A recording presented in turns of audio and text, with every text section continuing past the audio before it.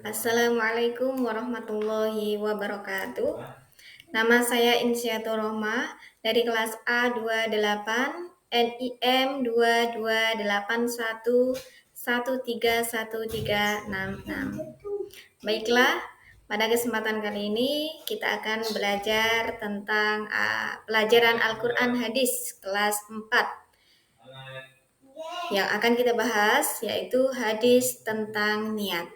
Terlebih dahulu akan saya bacakan hadis tentang niat yang diriwayatkan oleh Bukhari Muslim. Bismillahirrahmanirrahim. Qala Rasulullah sallallahu alaihi wasallam, innamal a'malu binniyat wa innama likulli imri'in ma nawa. Faman kanat hijratuhu ilallahi wa rasulihi fahijratuhu ilallahi wa rasulih.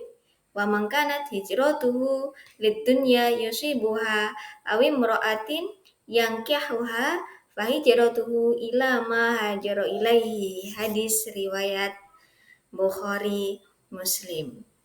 Adapun terjemahan hadis tersebut yaitu dari Umar bin Khattab, Rasulullah Shallallahu Alaihi Wasallam bersabda, sesungguhnya semua perbuatan itu tergantung niatnya, dan sesungguhnya apa yang diperoleh bagi seseorang adalah sesuatu dengan apa yang diniatkannya. Dan barang siapa yang hijrah karena Allah dan Rasulnya, maka hijrahnya adalah kepada Allah dan Rasulnya.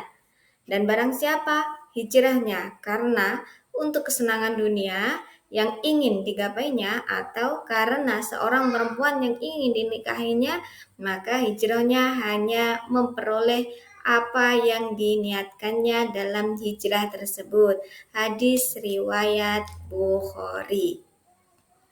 Untuk selanjutnya kita bahas mengenai pengertian niat. Apa sih niat itu?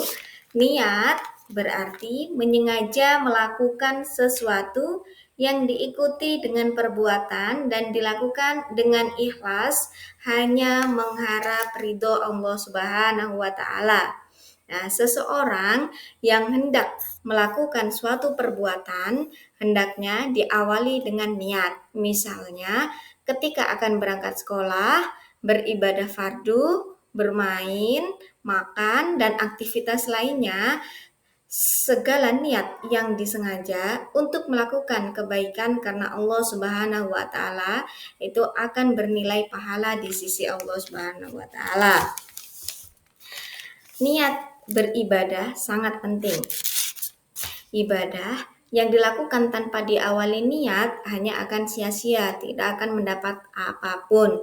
Sebuah niat harus dilakukan dengan benar. Terus, bagaimana niat yang benar dalam melakukan suatu ibadah? Nah, niat yang benar dalam melakukan ibadah yaitu dengan ikhlas, semata-mata hanya mengharap ridho Allah Subhanahu wa taala.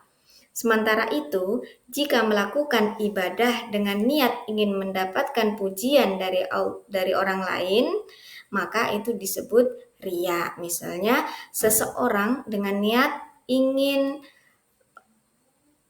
pujian, misalnya memberi bantuan berupa pakaian atau makanan kepada temannya yang orang miskin, agar dianggap sebagai orang yang baik dan dermawan. Nah, dan riya itu disebut juga syirik kecil.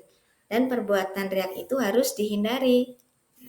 Baiklah, untuk selanjutnya, hal-hal yang dilakukan sebelum melakukan ibadah. Yang pertama, mengawali semua amal ibadah dengan niat yang benar karena Allah, bukan karena makhluk Allah atau bukan karena selain Allah.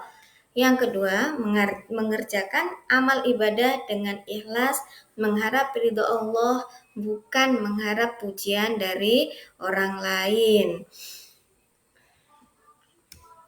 Sebagai kesimpulan, menurut Sultan Aulia Syekh Abu Hasan, maksud dari hadis di atas adalah niat diharuskan dalam setiap amal perbuatannya yang akan dikerjakan oleh manusia, atau satu persoalan yang hendak ditinggalkannya. Berdasarkan hadis tersebut, yaitu hadis tentang niat yang diriwayatkan oleh Bukhari Muslim, dapat dipahami bahwa tujuan utama dalam setiap perbuatan ibadah adalah niat yang ikhlas untuk menyenangkan Allah Subhanahu wa taala atau semata-mata mengharap ridha Allah Subhanahu wa taala.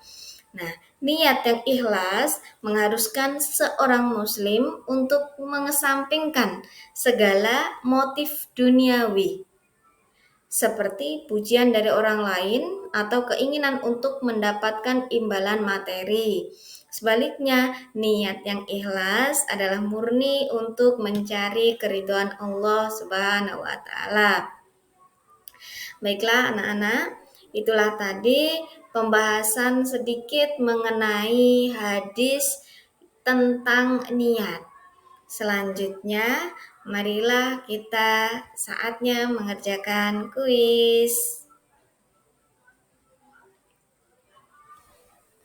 Dari pembahasan tersebut, semoga bermanfaat.